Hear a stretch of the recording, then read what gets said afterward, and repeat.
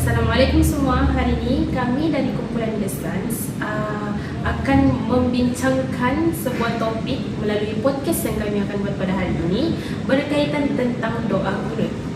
Okey, saya sebagai moderator pada hari ini bersama sahabat saya Nurhania dan juga Nur Mashita, dan saya sendiri Nurjana binti Muhammad Nur. Okey. Seperti mana yang kita tahu, tajuk kami pada hari ini adalah berkaitan tentang doa kunut. Doa kunut ni dalam solat fardu hanya dilakukan pada solat subuh sahaja. Oleh yang demikian, ada beberapa perbincangan ataupun perselisihan pendapat berkaitan tentang doa kunut ni. Kalau dilakukan, sahkah tidak solat kita? Kalau tidak dilakukan, apa hukumnya dalam solat? Seperti mana yang kita tahu, rukun solat ia tidak termasuk dalam doa kunut. Doa kunut tidak termasuk dalam rukun solat. Okey, seperti mana yang kita tahu, dalam solat dia ada terbagi kepada dua sunat, iaitu sunat hay'ah dengan sunat ab'ad. Untuk bagi sunat hay'ah ni adalah sunat yang kalau kita lakukan dapat pahala, tak lakukan tak apa-apa, tak perlu ganti dengan apa-apa pergerakan solat. Contoh sunat hay'ah adalah doa iftitah. Kalau bagi sunat ab'ad pula, dia sunat dilakukan dapat pahala, tapi jika kita lupa lakukan sunat ab'ad ni, kita kena ganti dengan sujud sahwi. Okey. Pada pendapat kamulah, macam mana perbezaan pendapat berkaitan dengan doa kunut ni mengikut mazhab-mazhab yang lain? Saya akan menjawab soalan itu. Okay, dalam Islam sekarang ni kan kita ada 4 mazhab kan, mazhab Imam Malik, Imam Syafi'i, Imam Abu Hanifah dan juga Imam Hanbali. Okey, bagi pendapat-pendapat mereka tentang doa kunut ni, bagi Imam Malik dia adalah sunnah. Okey, Imam Syafi'i pun dia sunnah. Lepas tu Imam Abu Hanifah dia bid'ah. Lepas tu Imam Hanbali dia makruh. Imam Malik dan Imam Syafi'i ni dia sama kan, dia punya pendapat yang menyatakan bahawa doa kunut tu dia sunnah. Okay, saya bahaskan pasal yang Imam Hanbali, Imam Hanifah, Abu Hanifah yang mengatakan doa kunut ni bila dibaca dia bid'ah.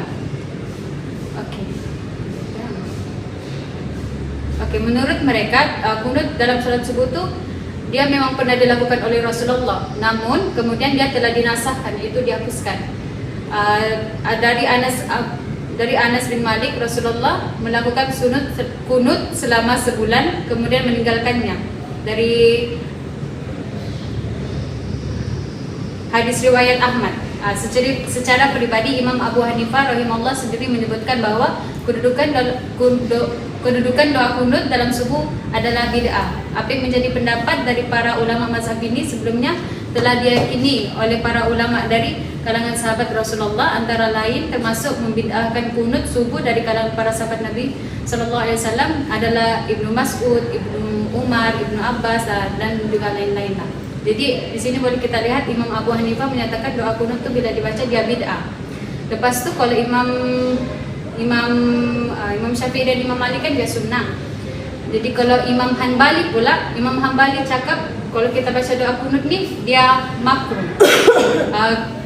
Dalam pendapat ini, kunut ni tidak disunahkan pada semua solat sunnah lainnya. Yang disunahkan hanya pada witir saja. Ini kalau pendapat Imam Hanbali lah. Lepas tu mazhab ini juga berpegang kepada hadis yang digunakan oleh mazhab Abu Hanifah di atas, iaitu Rasulullah pernah melakukan kunut pada solat subuh selama sebulan, lalu beliau meninggalkannya. Lepas tu ada juga hadis-hadis lain secara tegas mengatakan bahawa kunut subuh itu adalah bid'ah. Jadi boleh kita lihat di situ, Imam Syafi'i dan Imam Malik dia sunnah, yang lain-lain Imam Hanbali makruh, dan juga Imam Hanafi dia bid'ah. Jadi berdasarkan apa yang saya dengar dari apa yang kamu bahaskan tadi, sekalipun mazhab ni ada dua yang sama, dua yang berbeza, tapi kita sebagai warga negara Indonesia, kita berpegang kepada mazhab Syafi'i. So kita akan ikut pendapat mazhab Syafi'i, tapi kita tidak akan menolak ketiga mazhab lain. Sebab apa? Sebab tiada yang salah pun dari mazhab ini, cuma pegangan masing-masing di negara mana, mazhab tu diaplikasikan.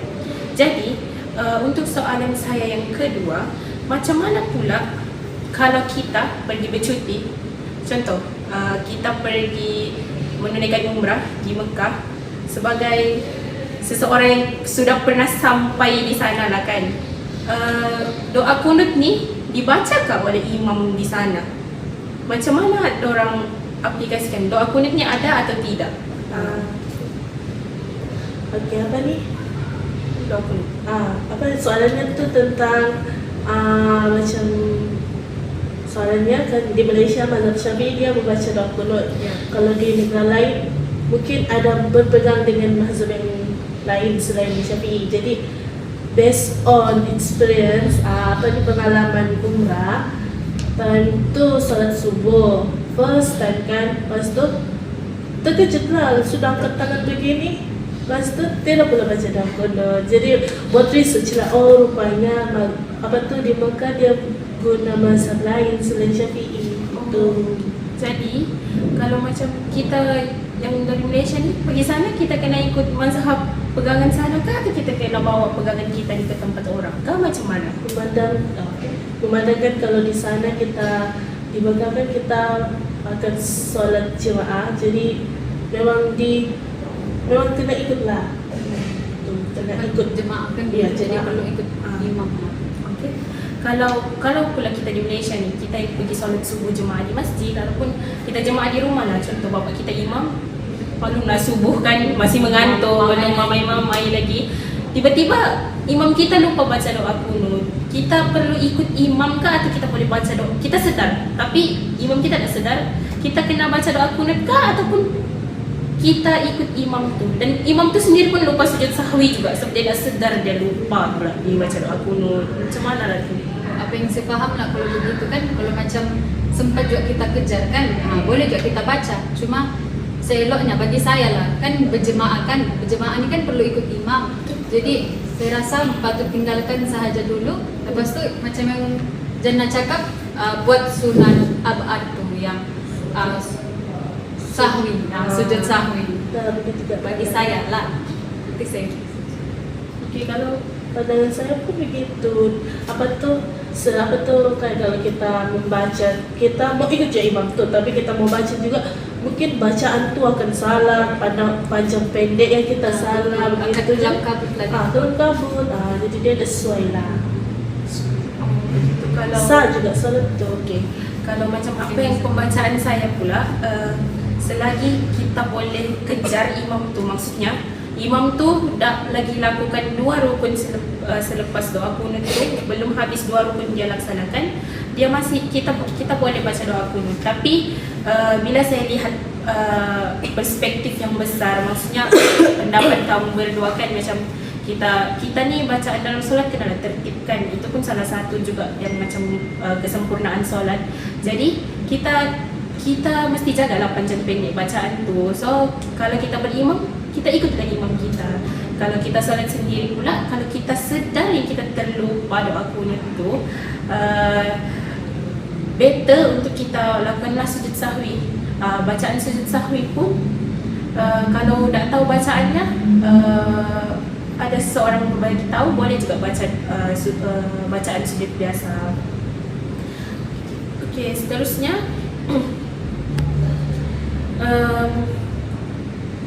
kalau perbezaan di negara lain lah kan, pada pandangan kamu, doa kunut ni perlukah?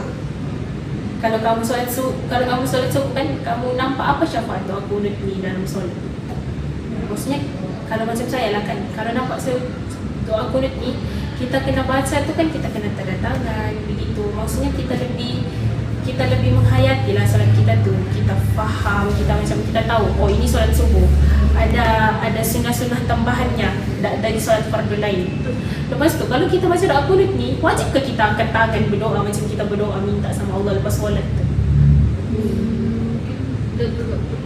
Kalau saya tidak perlu lah, bukan angkat tangan tu ialah sunat kan, Ya, sunat. betul. Jadi dia bukanlah bagi orang yang mungkin tidak lagi tidak lagi mendalam dia punya ilmu agama, dia orang akan rasa salah bagus ni. Jadi untuk mengelakkan fitnah. baik. Jadi Tak ada better fitnah. we do it on your own. Okay. Saya rasa itu je untuk perbincangan kita pada malam ni. Saya rasa cukup padat jugalah perbincangan kita ni. Maksudnya adalah manfaat. Kita bagi perbezaan dari segi mazhab. Lepas tu kita bagi dia punya hukum-hukum tu, perlukan tangan kah, kalau imam lupa macam mana, kita bagi solusi lah juga. Maksudnya kita kaitkan sendiri dengan pemikiran Islam tu sendiri, macam mana doa kunut tu boleh diganti, kalau lupa boleh diganti. Di negara-negara certain country mungkin tak dilakukan, ataupun kalau kita berimam tak perlu lakukan. Macam di Mekah sendiri, saudari ni cakap diorang nak baca doa kunut. Maksudnya benda tu tak salah, tak juga betul. Tak ada macam the exact keputusan yang benda tak baca doa kunut tu salah, ataupun baca doa kunut tu perlu spesifik dengan pergerakan tanda tangan. Lepas tu kalau lupa kita boleh sahwi, kalau ikut imam tak apa, jangan pergerakan imam tu sampai akhir. Dan saya rasa itu sahaja perbincangan kami bertiga untuk malam ni. Terima kasih sudi tengok sampai habis dengan penjelasan kami. Dan kalau kamu ada soalan, kamu boleh letak komen di bawah. Nanti insya-Allah kami akan check dan kami akan jawab. InsyaAllah. Bye. Assalamualaikum.